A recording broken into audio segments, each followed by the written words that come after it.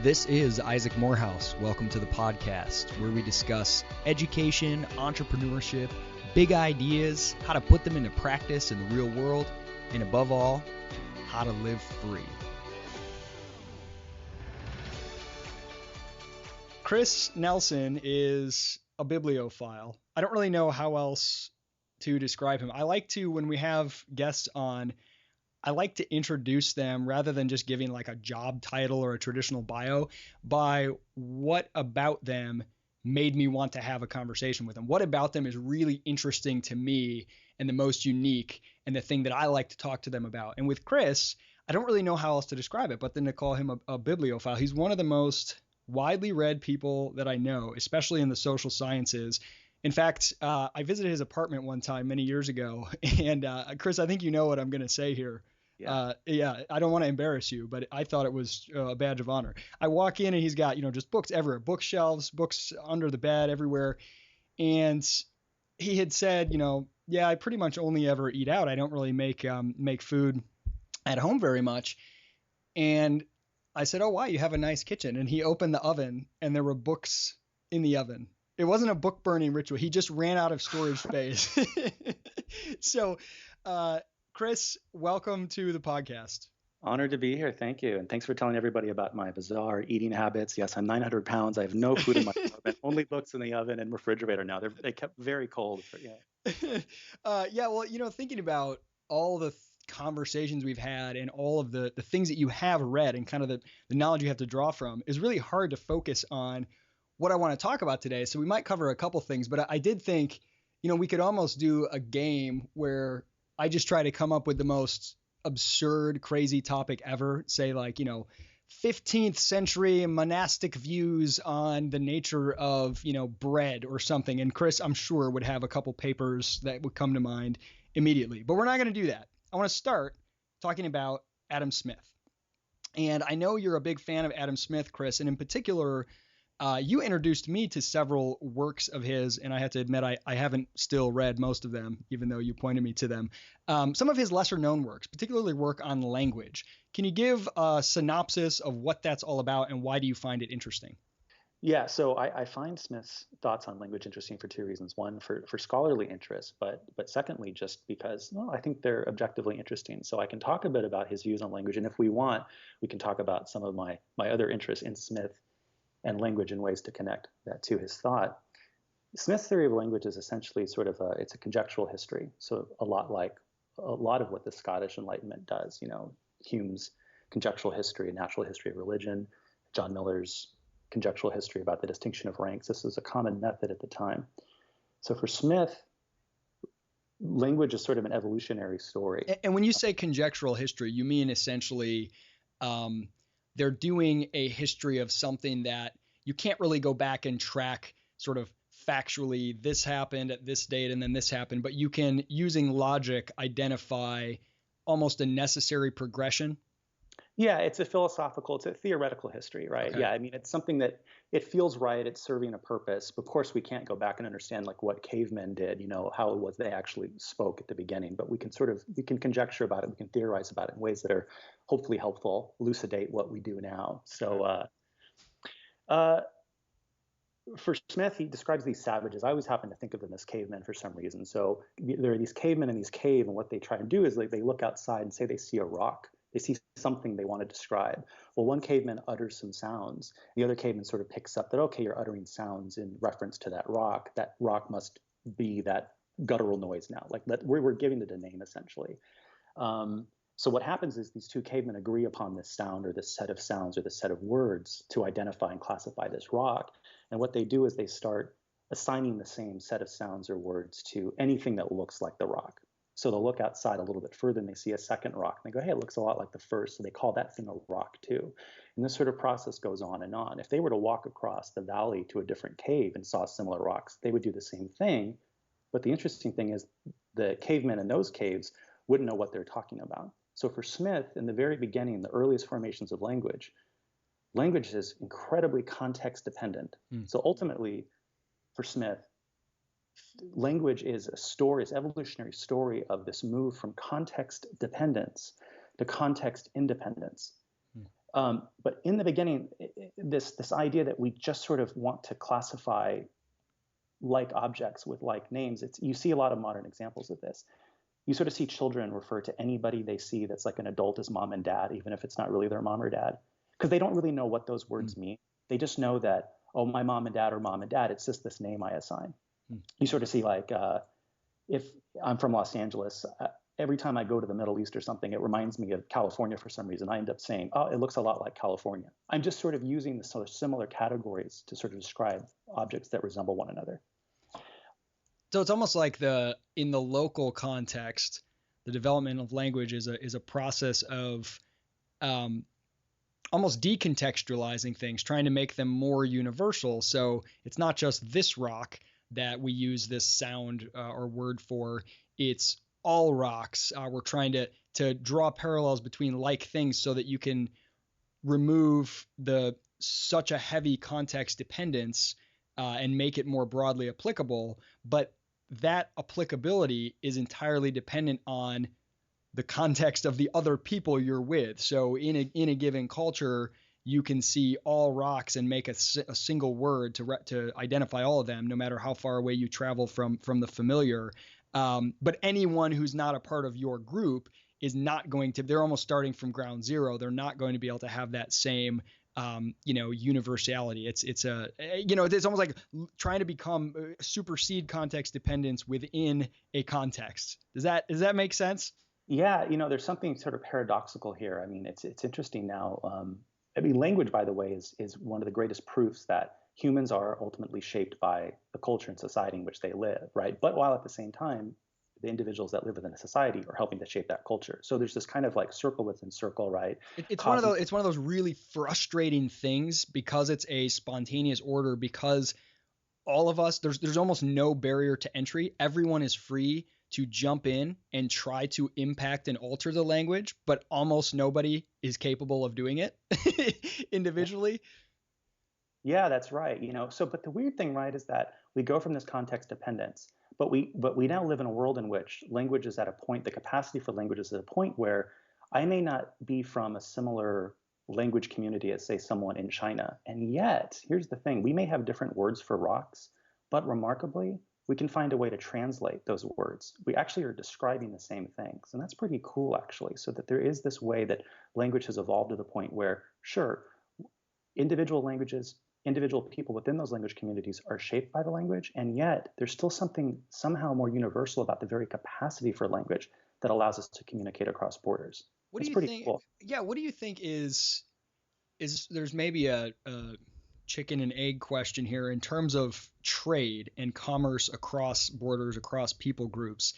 You tend to think language is the first most fundamental medium of exchange, really. You're exchanging ideas that has to emerge for a society to exist. But then societies, different groups will trade resources with each other. And often in history, they've done this even without speaking each other's language. So in other words, the money or the utility to be gained from trading my, squid for your goats, can overcome an inability to speak the same language. And then when you establish trade routes over time, like between the US and China, for example, people, because they have an economic connection, start to develop a cultural connection and develop language to communicate with each other. So, I mean, does one have to come first? Do you exchange goods and services first, and then that allows you to start to exchange ideas and languages? Or do you have a common language first? Or is it just a big, messy mix? It's a great question. It's another one of those funny chicken and the egg paradoxes. I know what Smith would say. It's that the interaction between peoples has to precede the evolution of language to the point that you can communicate with people from different languages. But it's definitely the case that if you're frequently trading, you're going to be incentivized to learn the other language. The language itself is going to emerge to meet the sort of the interdependent needs of the various language communities, but moreover, it's gonna more rapidly, particularly with trade, it's gonna more rapidly facilitate that evolution and incentivize you in an even sweeter way to sort of get beyond those translation problems. So it's funny. I mean, language is going to change, language is going to grow, language is going to evolve. as a result of interaction, but that interaction is going to very, very then rapidly sort of like help the language evolve to then meet the needs of the people who want to trade in the first place. So you said Smith's work on language has some insights or connection to his thoughts, or maybe you said your thoughts, or both, on specialization. What's the connection there? Well, so in The Wealth of Nations, Smith, on the one hand, identifies the incredible liberating and wealth-creating power of the division of labor and specialization. It's one of the most liberating things about economics, right? The fact that anyone anywhere has at least something that they're able to produce at a less cost than someone else. Therefore, they can trade and exchange that and create value for everyone. But there's this worry for Smith that we may become over-specialized. So instead of someone just spending all day making one pin in the factory, we divide some of those tasks, and now someone just focuses on one aspect. Well, on the one hand, that's good because you get better at it, you become more mentally dexterous, but at the same time, he worries, you're just sitting there banging away at some pinhead all day long. That might lead to some mental stupor. So there's this great concern for him that the division of labor might have this like dark side. We might become over-specialized. Oh, go ahead. Yeah, and just that, like, not only we become over-specialized and we almost become stupider in some sense in his view, but then we almost feel like, well, we've got such a strong skill set here, we don't recognize the sunk cost fallacy anymore and are afraid to move on to new jobs altogether. Yeah, I mean, there's definitely a very real concern there. I always wonder, though, any argument or claim that is built on things have gotten more this way than they used to be, and that's part of the reason why they're no good. I'm always a little bit skeptical because sometimes we're kind of forgetting, like, if you weren't so specialized, what's the alternative? So somebody who is completely a generalist and is totally economically self-sufficient, right, is raising all their own food and doing all these things, they probably don't have a lot of time and scope for cultivation of a life of the mind or the search for meaning and fulfillment, because they're, one meal away from death, subsistence living. Even though being highly, highly specialized and banging on a pinhead all day is in and of itself kind of a crappy job that might make you unhappy if that's all you did, it also, in an extended marketplace, because of all the efficiencies it brings about and the wealth opportunities it brings about, you probably have to do that a lot fewer hours than you would have to put into work more generally if you had to sustain yourself. And that frees up more time and resources for you to do things completely unconnected to your daily survival, and find your meaning and happiness in other ways. And that's a trade-off that maybe a lot of people don't consciously think about, but I think a lot of people, if they did, might choose. They might choose to say, yeah, I'll work 40 hours a week doing something that's really boring if it gives me the resources to spend the majority of my time reading books and walking the beach and doing whatever else. Do you think there's a trade-off there between not getting as much meaning out of your work, but freeing up your time to do other things? Yeah, that's a good question. I mean, I think for Smith, I think he thinks there's a trade-off, right? But I think he's too pessimistic. I mean, the thing is, he's writing in the 18th century about the fact that we're going to, as we further specialize, we're all going to sort of feel this way, alienated. We're going to lack. We may have the wealth to go pursue enlightenment, but are we really going to sort of want to do it at the end of a long day? But I don't know. I mean, we've had several hundred years to sort of test this out. I don't know that most people feel that way. I mean, now we have the robots are the ones that are unhappy because they're doing more and more of that. That's right. But what's interesting is, so one of the other fears for Smith and for a lot of people, particularly in the 19th century, people like Durkheim and others who picked up on, and Marx too, who picked up on Smith's concern about overspecialization, is this fear of alienation, right? So sure, we're wealthier, we're freer to pursue enlightenment, but we're further away from everybody than we ever have been, so that we just go back home to our little house, outside the factory, and we don't really get to interact with anybody on a daily basis. Commercial society has us so removed, our labor is so divided. We've all moved into the town, out of the village. We don't know anybody. But here's the interesting thing about Smith's own ideas about language that I think sort of helps solve some of these problems. Smith understands that language ultimately gets to the point where it is very context independent, meaning we're starting to share a standard idiom. Again, that's that very capacity that allows us to, say, interact with someone from China or something from a different language community. So if that's true, what that means is that while there are more specializations than ever, there are more people doing very discrete tasks like banging the hammer of a pinhead, in a way, the specializations have never been closer together because there's a greater degree of homogeneity between people and between tasks. So look, if you're unhappy with a job, you can actually leave. Sure, there are transaction costs, don't get me wrong, but they're much less significant than they would have been way back in the day. We just have a lot of occupations now. They're not these like alienating cul-de-sacs of specializations. Related to the point about poverty and things like that and the amount of wealth we've created, it's really interesting to note that we still have farmers today, but we don't have peasants anymore. Farmers is just another job, and that's really something to reflect on and just to be optimistic about in the grand scheme. That's interesting. Immediately that Monty Python scene came to mind where the peasants are just, I don't know, scooping up piles of mud and the worst conditions imaginable. That is interesting though. That's a great one line way to sum up what's happened. We still have farmers, but we don't have peasants. All right. So I want to connect this idea of specialization and the potential downsides of it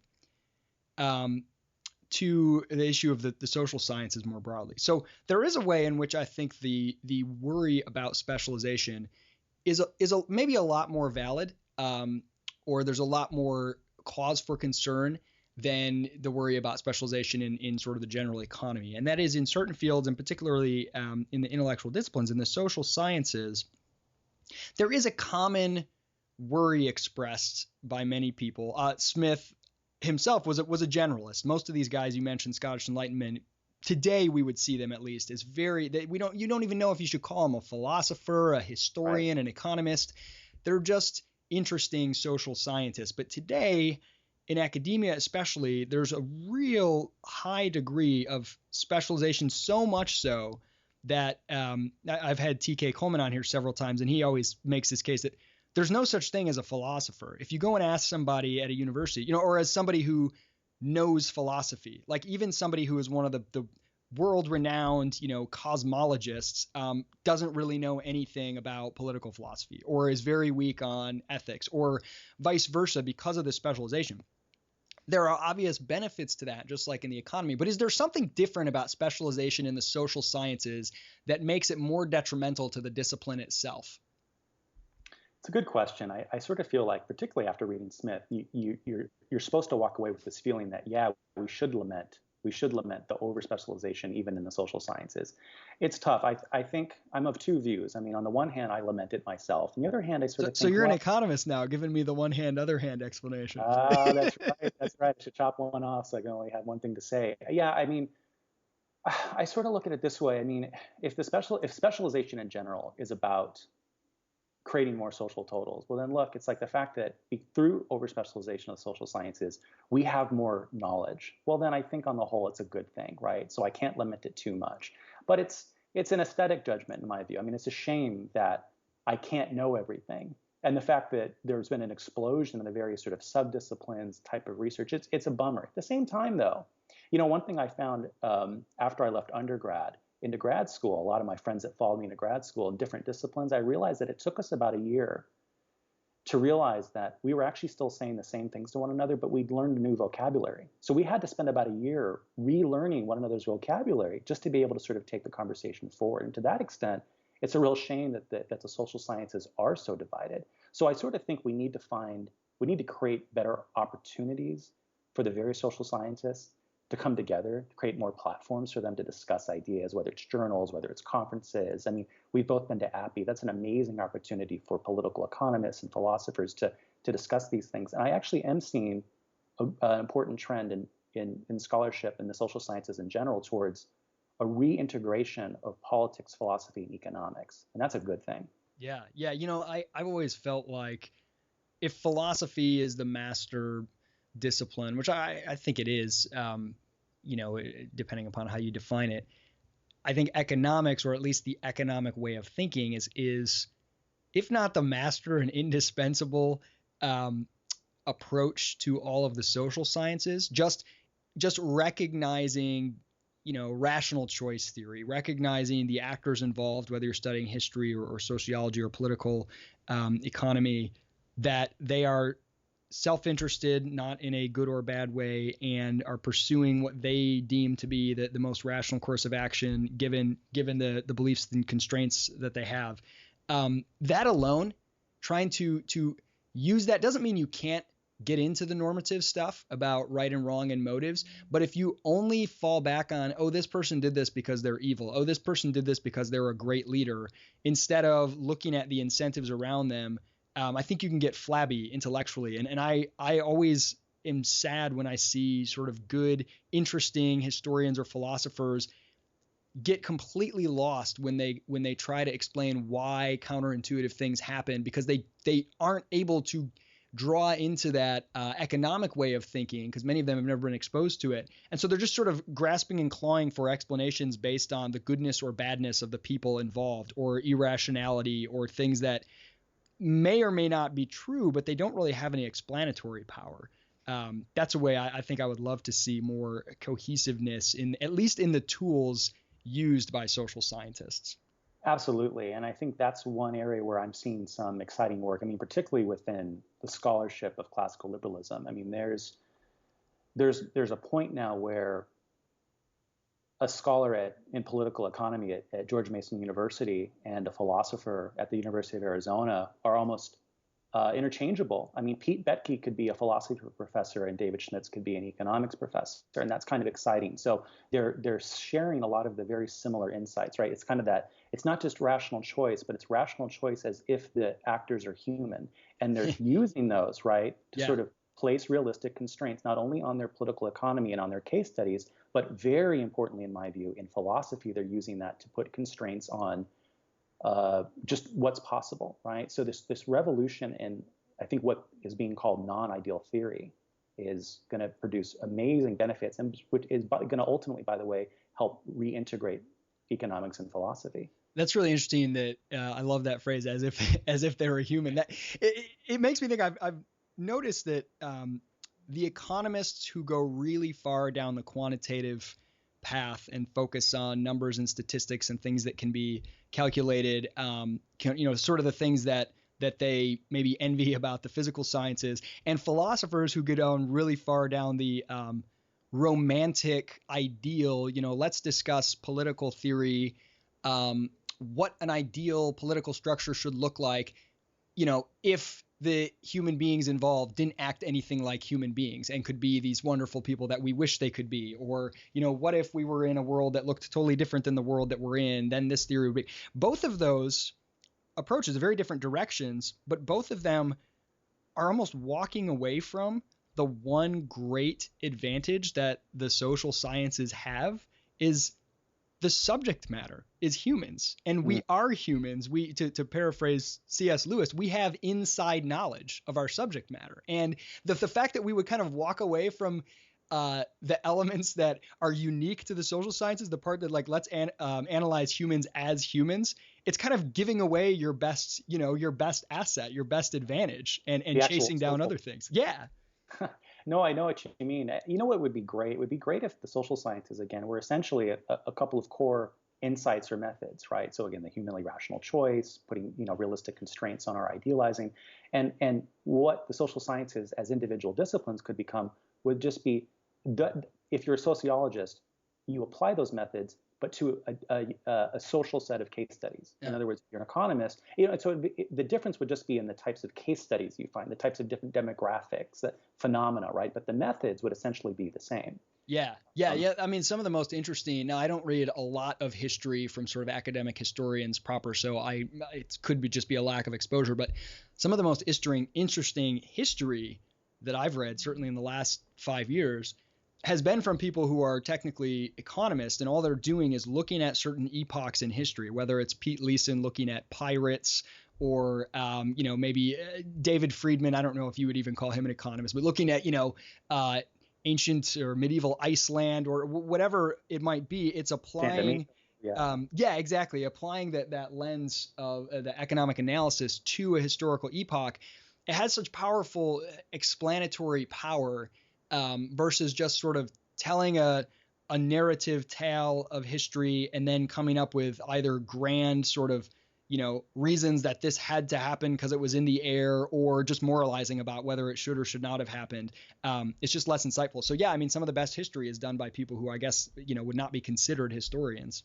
That's right. It's sort of funny. I mean, that's, Pete Leeson is, I mean, again, there's another guy who it could interchangeably be a historian, and that's exciting. And that should make historians slightly worried, because yeah, they should listen up. They should take those insights, because the problem is what you're doing otherwise is you're doing humanities. And by the way, there's nothing wrong with that, but it's a different beast. Social sciences, to me, elucidate. Yeah, well, define the difference. So I probably use those terms sloppily and interchangeably because I don't necessarily know. How would you differentiate social sciences from the humanities? It's a good question. And, modern academia has kind of helped obscure this too, because depending on the university, say history is either humanities or it's a social science. There's lots of different things you could do. I mean, if you're econometric, if you're doing a Pete Leeson kind of law and economic reinterpretation of history, well, you're more social scientific. But if you're doing something more narrative based, almost more political theoretic, well, you're a humanitarian. It's tricky. I don't know. I mean, I don't have a hard and fast definition, but I guess I'd say the social sciences are there to help us elucidate the institutions that make the world work, right? To try to come up with like universal or generalizable principles at play, versus giving sort of specific analysis of something, I don't know, in a more, or I don't know, would it be maybe akin to, I'm thinking out loud here, so help me if I'm wrong. Would it be akin to maybe film criticism as a discipline that can say, all good stories have these different parts, a beginning, a middle, and end, they have a rise and fall, a climactic moment, versus just an individual take on, oh, this film was beautiful and I loved this character. I don't know. Is that a fair comparison? Yeah, maybe. You kind of touched on something I think about from time to time, and I sometimes mean this sort of snarkily, no surprise if you know me, but I think of humanities often as it's this literary criticism, whether it's history done as humanities or whether it's political theory or certain types of philosophizing. It's theory. What it is it's taking tropes about the human condition and what it means to be a human. Again, all fascinating, interesting, but it's just trying to sort of interpret that through these lenses. So it kind of starts to feel a little more ethereal, a little more poetic. It lacks certain foundations and context, right? So a political theorist, for instance, can say, I want to compare and contrast Tocqueville and Heraclitus on a couple of categories. I don't know why. I just think it's interesting. It's poetry to me. And I'll learn something maybe textually or what have you. But social scientists might say, okay, well, what institutions does Tocqueville identify? What methods can I borrow? And what case studies can I develop further in a kind of a Tocquevillian direction, right? And so we're going to learn more about the world. I think the humanities are going to teach us more about the soul. So they have their place, but Okay. I'm at this. Yeah. So. No, that's very helpful for me to clarify. So you said something. By the way, go ahead. I was just going to say, it is interesting to put this in a little historical context, particularly because of the way in which the universities emerge and this sort of debate between humanities and social scientists. There was a time when, of course, there wasn't such a thing as social science. In the grand scheme, it's relatively new. And it's sort of interesting. So getting to this question of, are there too many social sciences? Is it overspecialized? Well, if you put it in historical context, most universities, this is going back to the medieval era in Europe, they were dominated by the humanities. Social science grew with the growth of scholarship, of the academy sort of properly understood.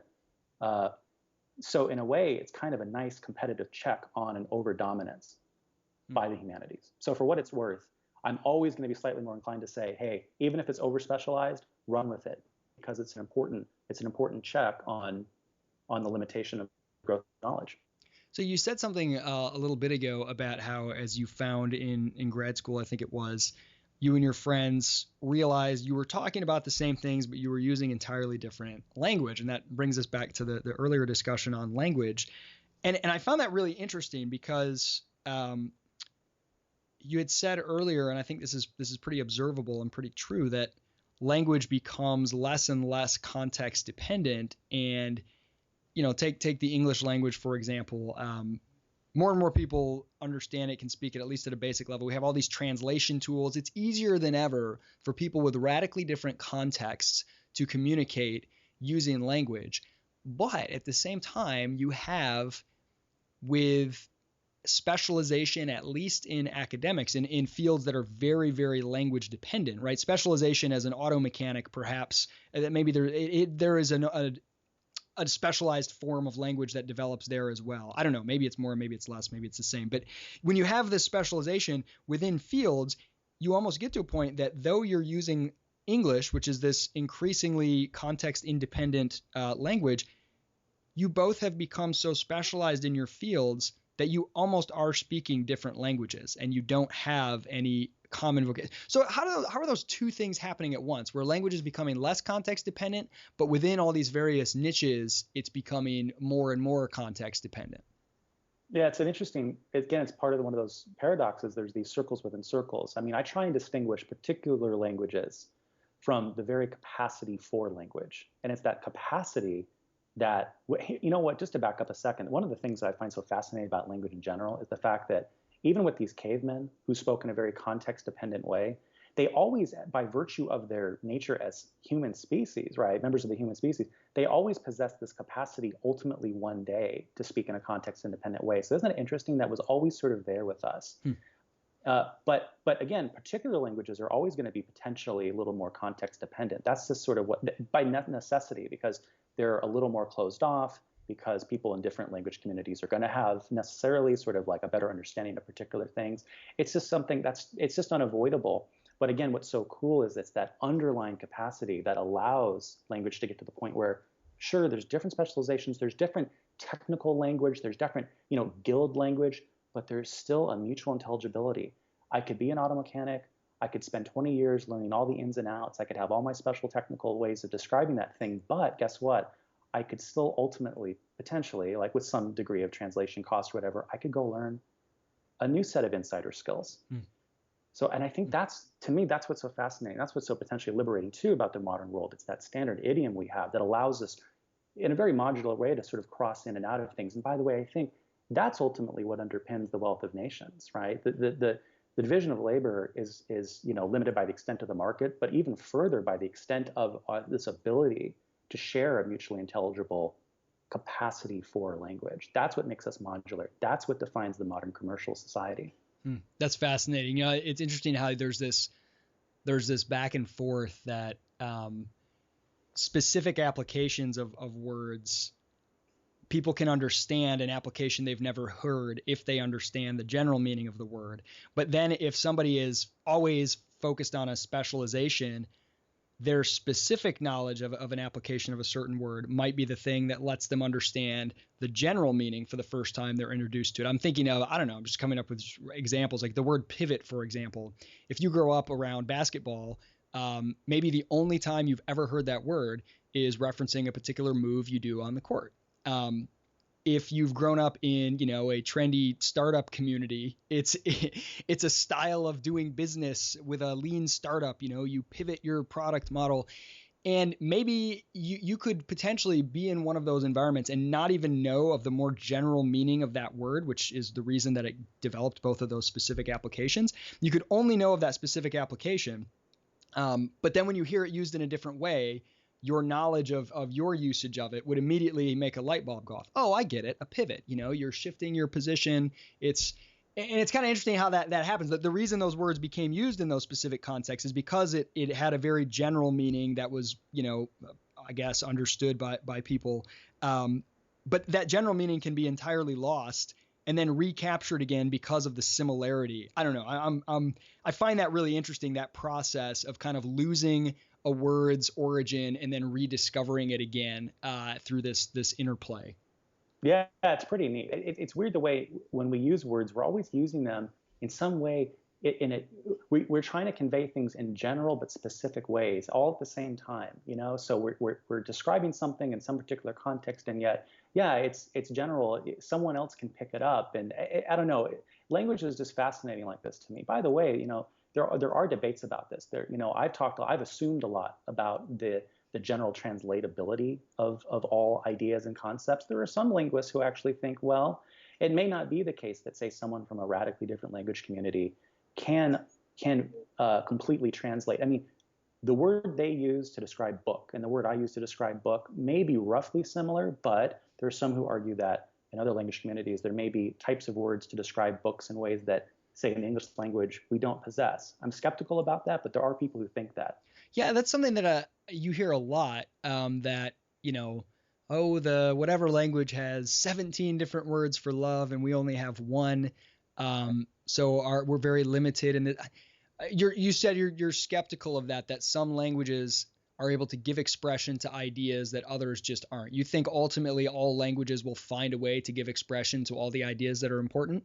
I think so. And I hear that a lot too, particularly in the era of BuzzFeed with internet listicles. I mean, once a week we're told that like Eskimos have 100 different ways of describing the color snow, but it may be true. It may be true that they have 100 words that the English language doesn't have to do that. But as a speaker of English and as a member of other language communities, I have ways of describing it. It may not be one concise word, but I can describe snow in different ways. It's cold, it's white, it's unique, it's beautiful, it's pretty. Oh, it's shimmering, it's silvery. You can describe crunchy, powdery. Yeah. Exactly. So I've communicated that, right? And so again, I think sometimes I think people have an aesthetic preference for certain languages. As did Smith, by the way. And this is what's interesting. Smith actually didn't like where language ultimately went when it grew in sophistication, when it grew to context independence, because for him, this interaction of different language communities, which necessarily sort of helped evolve language to the point we've been discussing, but for him, it did one other thing too. It made language less concise, less beautiful, less vigorous. He really, really laments the fact that, for instance, Latin. There are Latin words, for instance, that convey certain ideas, which in English you'd have to probably use two words to convey. He hates that. And so that's what's funny. He rests a lot of his views on language on kind of a negative aesthetic note, but I think sort of misses that opportunity to extend it forward. And I think precisely because of the aesthetic concern. That's really interesting coming from someone like Smith with so many insights about, the unplanned nature of order and the way that all these individual pursuits can result in a broader order. And language is such a great example of how a rationalist, someone who says, I can imagine a world much more efficient and neat and tidy, and I want to plan everything, whether that's prices and production in the economy or language. Even if you think that it would be much more efficient if everyone used this one word instead of using two or three to describe the same concept, that kind of just reveals what Hayek would call the fatal conceit, this belief that you have all this information that you can sort of plan society and improve people's lives. And we see this messy process where English has far more words than any other language because it just keeps absorbing them and borrowing them. And it's more widely used. And that's part of the reason it's very messy. And when you can say, oh, Latin is so much more logical and efficient. There's only one way to pronounce the vowels. There's, English is just crazy. But there's some reason people keep using it, and we can't necessarily reason to it from an outside perspective, but in the mix, in the marketplace, it keeps winning. And I find that really interesting. Yeah, because, like a lot of like all social institutions, language emerges to meet the needs of the various speakers. And it's precisely why language begins its evolution once different language communities interact with one another, because it needs to, because there are now different people who want to interact, who are interacting, and who need to communicate. By the way, one really interesting thing is that Smith does not explicitly, or really doesn't really completely develop the idea that language is going to evolve as a consequence of trade and exchange. I mean, shocking, right, for a political economist who did so much had many other interesting insights about the relevance of trade. Didn't really sort of seem to understand explicitly. It at least didn't tell us, the readers, that's one way in which that would happen. He talks about interactions in terms of conquest, military conquest, occupation. Isn't that fascinating? So for him, this is what's going to ultimately drive a lot of this. And he's right, because that's a further sort of interaction, but a very sort of unfortunate, nasty one.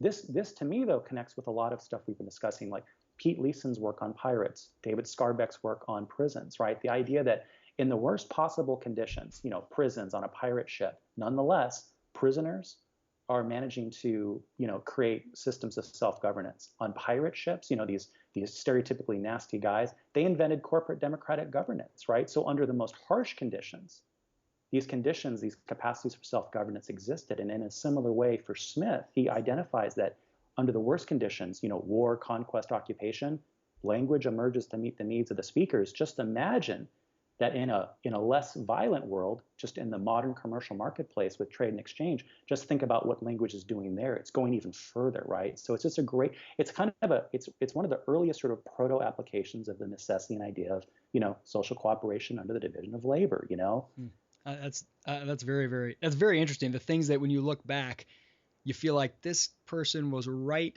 on this observation, but never explicitly made it. That's fascinating. So I want to talk a little bit about meaning, because we've been talking about language and the evolution of language. And I recall a conversation with you some time ago where you seem to express some concern, that's a pretty common concern, about the meaning of words changing over time. And in its worst conception, it's like this Orwellian doublespeak, he who controls the language can control the minds. If we can make people believe that truth is falsehood and war is peace. And there's some concern there about the evolving meaning of words. I've always tended to not care that much, to think fighting a battle over preserving so-called original meanings of words, it just seems kind of like a losing battle and a waste of resources. Just go with whatever the meaning of the word is today, the most popular meaning of it, and use new words if you need to. Give me reason to be concerned about shifting meanings of words. And I don't care if it's any particular word. I mean, I know like the word liberal means something very different in America today than it originally did. A lot of people are concerned about things like that. Where do you think is cause for concern with shifting meaning? It's a good question. I mean, I don't know that I guess I'm of multiple views I'm the economist again with two arms. You know what I mean? On the one hand, it's a good thing you're not like an arachnid or something. Look, I mean, language is going to change. It's going to mutate. It's going to evolve. But at the same time, we should be careful not to sort of abuse the word evolution itself. We should hold that definition sort of relatively, confined, because if someone just uses a word incorrectly and then it happens to become popular, that's not so much an evolution as it is kind of an error, right? And I sort of feel like. So you're one of these people that gets mad when people use the word literally and don't mean it literally? Here's the funny thing, particularly in an era of social media where, everyone has a Facebook friend who's, the self-described grammar Nazi. I hate those people. They're so boring because, look, I don't care. I mean, obviously, I know the point being conveyed. I would just say, though, at the same time that, in fact, by the way, I have some fun with this. I'll give away a little secret. If you ever see me describe something as terrific, well, I'm playing a game. I mean, I know that terrific actually means terrifying. Of course, now it's been used to mean good. But a generation ago, terrific meant terrifying. So I sometimes give backhand, I sneak in a dig on someone. I go, hey, that was terrific, But anyway, look, I just sort of think that words have meaning. And although the very capacity for language is this mutating, evolving thing that emerges to meet the needs of its speakers, that within particular language communities, there are more or less agreed upon definitions of words. And I just sort of feel like, yeah, you probably should worry about, what you're saying so that, you sort of say what you mean to say. And that's all. There's probably, for the purposes of pure entertainment or the beauty or comedy of, a book, a movie, whatever, using words very, very freely in any way you want to probably isn't that much of a concern, but maybe in the realm of you're trying to have a very substantive discussion or argument, the outcome of which may be pretty important,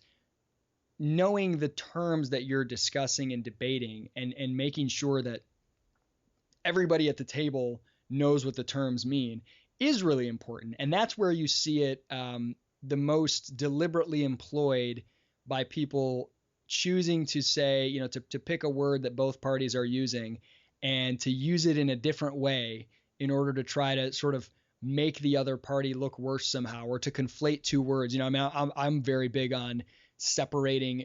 I think the word education has essentially come to mean in people's minds the exact same thing as the word school. Not entirely, but it's a very, very prominent, like, merging of words, very subtle. It's almost no one, if you say the word education, will think of anything but a schoolhouse of some kind. And I think that's a very something that we should be very cautious of on the individual level when we're making decisions anyway. If you say, oh, do you think people ought to be educated? Is education important?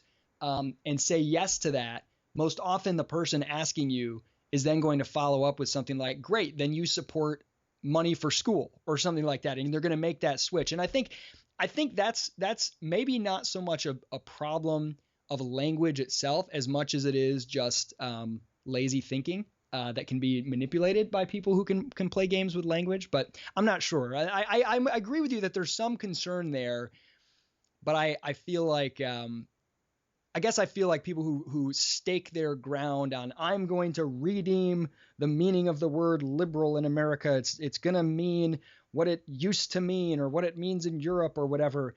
It feels kind of like it's like, why? Like, move on, buddy. You know? Yeah, You know? that's right. I mean, I suppose if I had a magic wand, I would like to do that. But at the same time, I mean, we still have a conception of what we mean by liberalism when we use the word, even in an antiquated fashion. So as long as we have that, I think we're fine. Otherwise, it does feel like a bit of an aesthetic crusade, and that has some value, but again, not as much as probably other tasks. So yeah, I don't get too worked up at the end of the day about some of those things. I think that in a lot of cases, the train really has left the station on certain meaning of words. But in the meantime, we can be precise.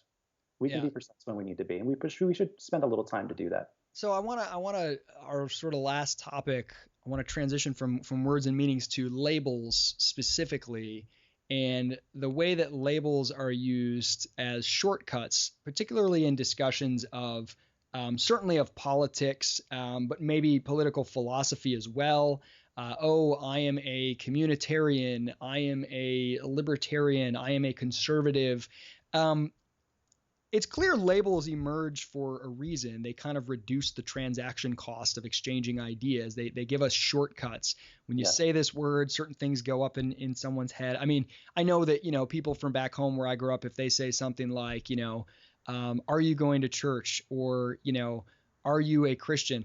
What they actually mean by that is really basically, are you doing okay? And that's their shortcut for that, right? And we see that in a lot of different contexts. And there's nothing bad about labels per se as an efficiency, as a shortcut, but they can be really dangerous. Where do you think, I don't know, how should we deal with it? How should we treat labels, and should we view them with concern? Is there any value that justifies the use of labels as widely as they're used today? I agree with you. I mean, they're shortcuts. They economize. I think of them almost like religious dogma. I mean, not in the sense of rigid dogmatism, but literally in the sense of possessing sort of a bundle of ideas. They're touchstones, right? They're things we can use to sort of like more quickly identify. They're signals. They're signposts, right? I'm using a lot of adjectives here, but there's value in that regard. But the problem, and I've seen this recently, obviously in debates about social justice, say, even among libertarians, what does that mean? Well, we're debating this label that we do or don't like, but we're not actually getting into what we mean when we say the term, right? And so we're having a hot potato debate, throwing back and forth various labels, often just because we think they market a particular set of ideas better than another. It's just rhetoric at this point.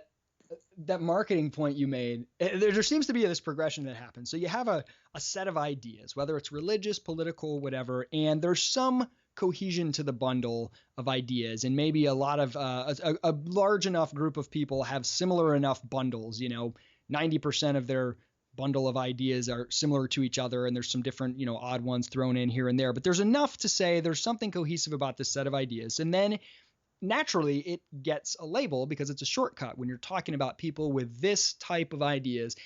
And what happens, I think, over time is when it moves from engaging ideas themselves to, okay, let's market our ideas, let's evangelize, let's spread our group, our message, and try to get more people to understand and believe like we do, there's a little shift that often happens. And somewhere, and I'm not saying there's anything wrong with marketing a set of ideas or beliefs, or entering the great realm of exchange of ideas and trying to persuade people that yours are worth listening to, but a little switch happens where it goes from marketing or selling or communicating the ideas themselves to just marketing the label, and kind of forgetting that the label came after the ideas as a shortcut. And so then you get to a point where it's like, hey, 90% of people identify as Christian.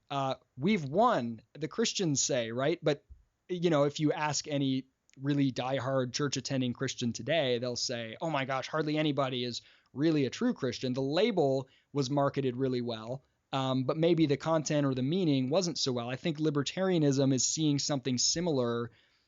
The word is now one that a lot of people know, and the label, the word itself, has been maybe marketed, or like a lot of efforts to make it look cool and not scary to use that word. And so it's used all the more. It's very unclear whether or not that means more people have an understanding of the classical liberal intellectual tradition, which preceded that label. You know what I mean?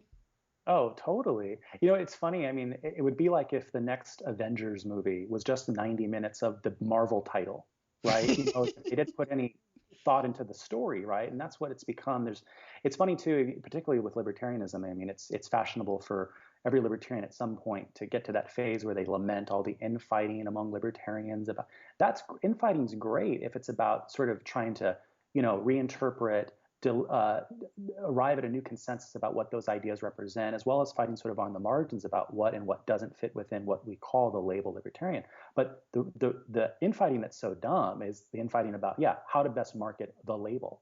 I mean, there's no substance, there's no philosophical discussion about developing the ideas forward. It's all about, how best, what billboard should we put the word libertarian on? What does libertarian make you feel? So there's all this brand research rather than any sort of work on what the product is, you know? Yeah, no, it'd be like, Kleenex brand saying, hey, we've got 100% of the market because every home in America has Kleenex inside it.